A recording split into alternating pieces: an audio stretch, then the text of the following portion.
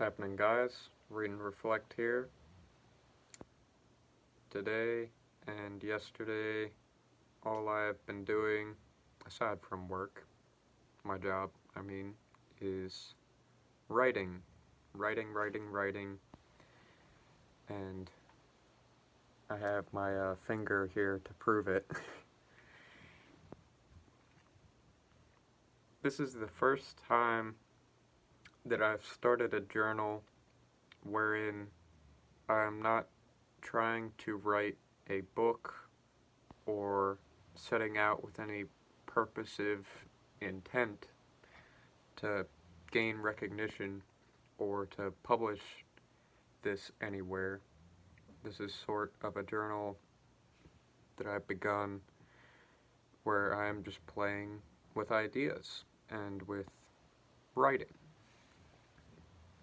Just unconditional writing for the activity itself, and trying to gain a better understanding of some of the ideas that occupy my mind often.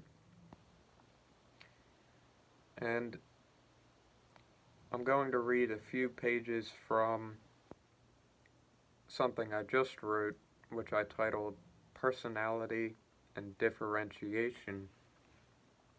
And I hope that as I go along, the term differentiation will gain some meaning for you guys.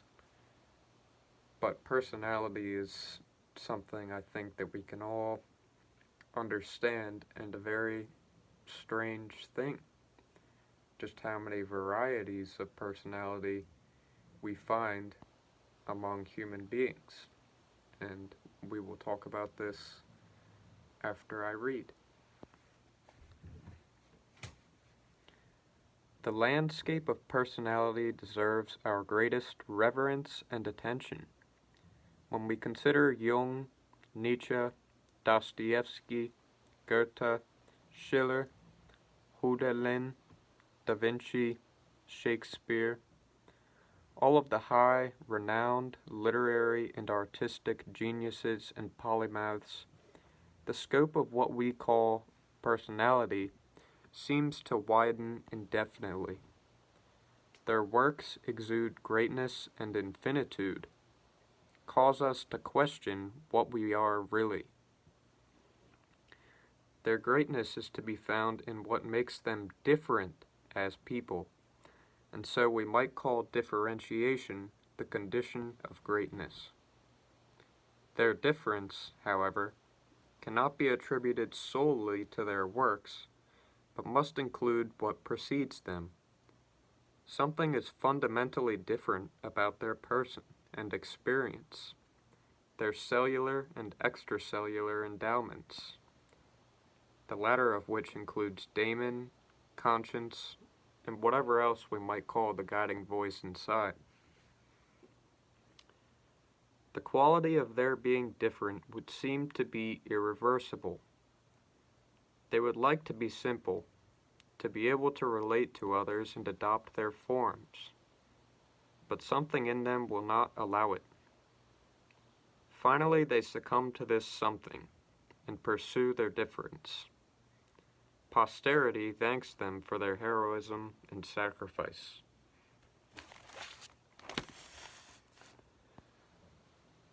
What the geniuses have in common, what makes them strangers and oddities, seems to be this: each forgoes everything temporal for the sake of something eternal.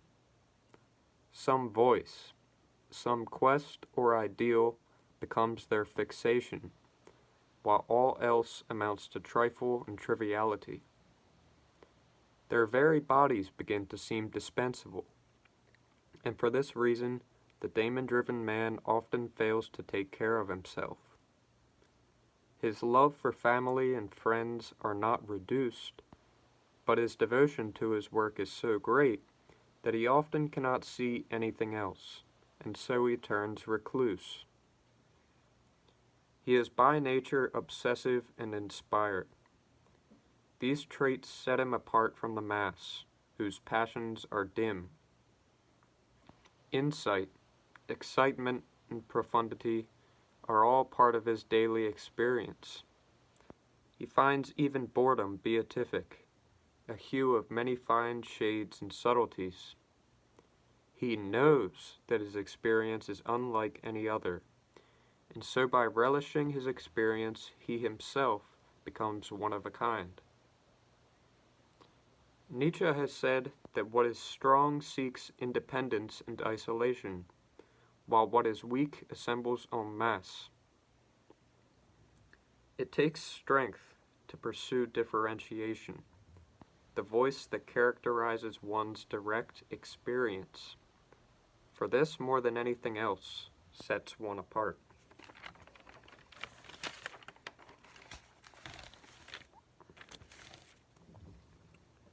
Individuality is not quite the goal of plants.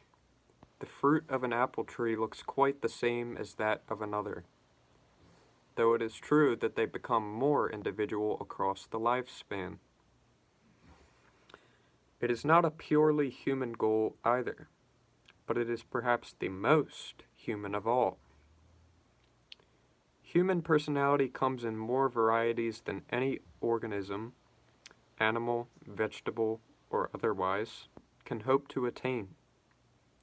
The differentiating tendency is stronger in man than all other earthly life forms, though it is surely present in them too. Differentiation means precisely what it sounds like: the tendency toward distinction, appearance, presence, fruition. To become a phenomenon distinct from other phenomena, or a person distinct from other people. The traits that belong to a person or thing seek to find their fullest expression, their boldest pronouncement. Some are capable of only so much development, while others can grow to a fantastic degree. In man, we call the latter case the case of the genius, for what is really distinct in him and intrinsic to his person has reached a marked, namely an abnormal or even paranormal, height of fructification, has become highly strong and differentiated.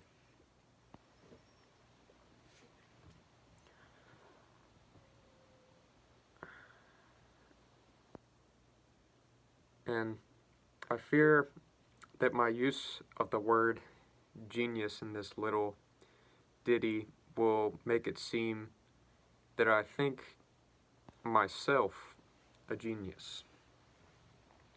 And I don't know, I think it's very much a tainted word, and there's no really way of saying what exactly makes one a genius or not a genius.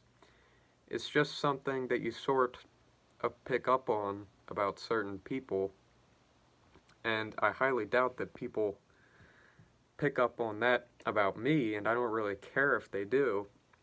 I just really like talking about these ideas, and frankly, I like talking about geniuses.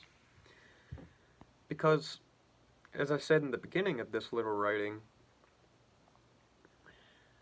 what geniuses do is cause us to question what we are really, and what is personality? Why are these people so different from everybody else?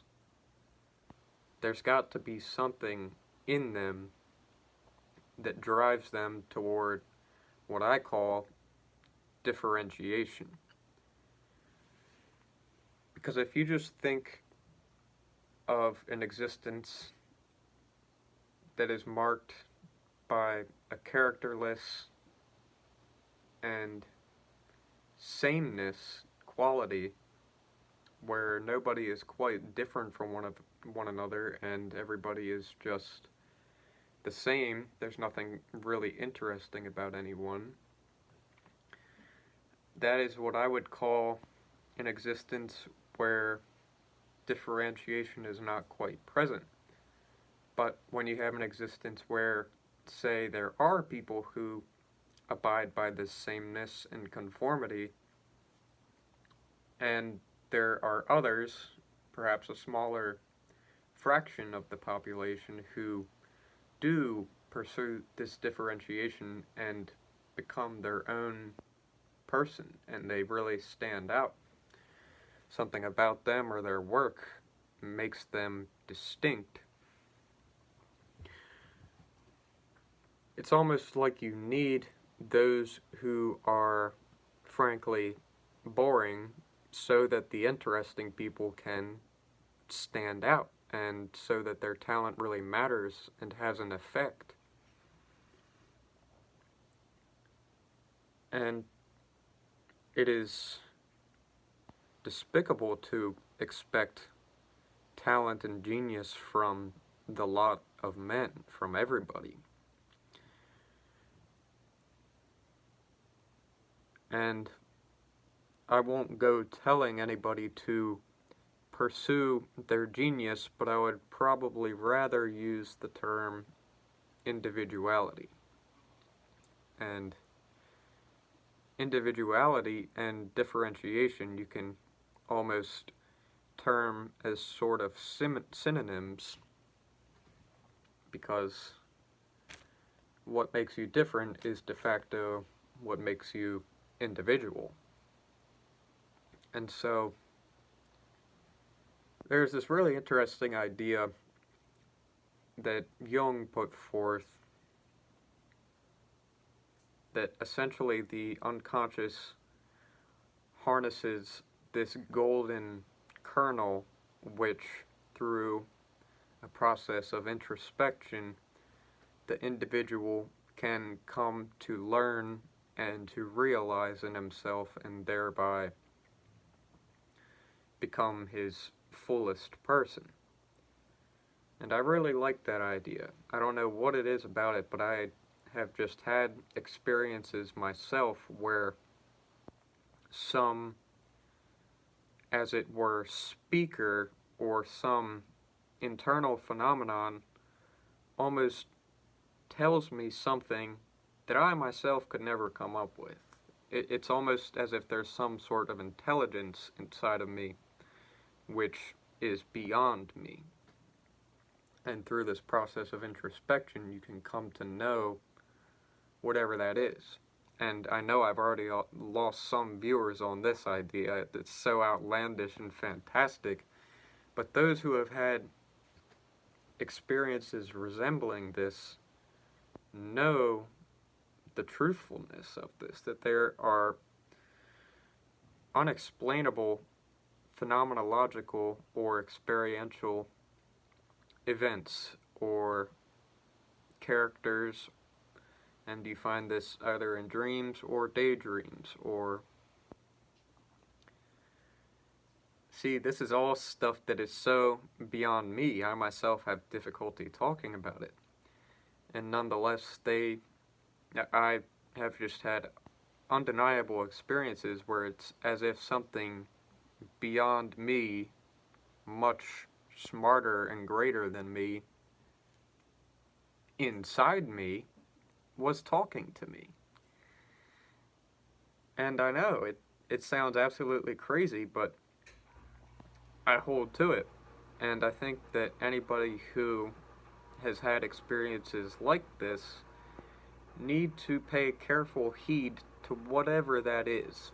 And some call it God, or conscience, or daemon, or there are a million different names for it, and they all point, I think, to more or less the same intrapersonal reality. There's something about our experience that is, I would say, numinous, mysterious, and often irrational. And I think that the people who have an established intimacy with these strange sorts of experiences are quite easily set apart from the mass of men, because my hypothesis is that the mass of men are so obtruded and distracted by noise that they don't really come into contact with these intrapsychic realities and occurrences. I think it takes going alone and a reduction of noise and stimuli to really be able to tune in to your heart and your thoughts, your intuitions, and whatever is beyond that that I don't have words for. And this sort of introspective and individualistic path, I think, has earned itself a bad name. I think it's actually always had a bad name. It's those who pursue it seem to be the heretics and the apostates, the dissenters, and considered immoral and evil, because this is something I wrote in one of my other little essays that I have in this journal. It's as if that person who turns in has abandoned the external laws that have been told him and the instruction of the people around him in order that he can obey the orders of something inside him, which he himself doesn't quite understand. Nonetheless, it speaks more truly than anything else he has ever experienced. You see, going into making this video, I did not realize I was going to be talking in so mystical a fashion, but it's just coming out that way because I have had a number of experiences like this where some lucid voice tells me to do this thing or to be this way, to endure this happening and to keep going. It's all of these supportive and vital pieces of advice. I think this is a very real thing, and I think it's a shame that people are considered evil when they abide by this voice. I consider Nietzsche the prime example of this because it seems that he turned against the ultimate external authority that there was in Western culture, namely Christianity, and that earned him the title of evil from the mass of men.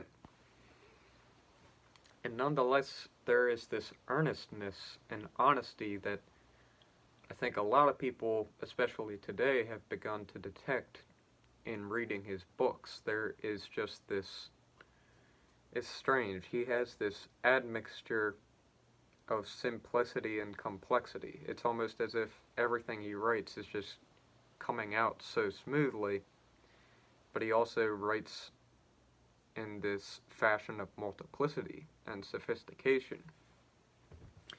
Because I think if we're being honest with ourselves, and maybe it's not the case for everybody, but at least it is for me, to be a human being is a very, very multifaceted experience. We have so many different emotions and go through so many different changes of tide, I guess I would call it, in ourselves. Each moment is totally anew. There's no other that came before it that resembles it. And so, I think that a lot of the external authorities that have tried to reduce this reality and to make man seem like something that is understandable and estimable, and I don't think he really is. I think that we all are essentially our own person, and for some, it is quite easy to become accustomed to mass culture and to be like the lot of men. While for few it is not easy at all, there is something in them that creates this discordancy between themselves and the rest of people. I just cannot adapt to people. And I'm actually quite speaking for myself right now, but I'm also speaking for others who are perhaps like this. I cannot adapt to people because there's something in me that impels me to do things that everybody has told me I shouldn't do, or not to do what everybody has told me I should do. It's whatever is in me flips the external moralities on their head and tells me you have your own sort of law to abide by. And these are dangerous and murky waters because somebody who argues against me could easily say, well, if you're supporting supreme individuality and that everybody pursue their own road, then you are at the same time promulgating that murderers and all of the treacherous types of people should go about their killings and wrongdoings and all of that in the name of their individuality. And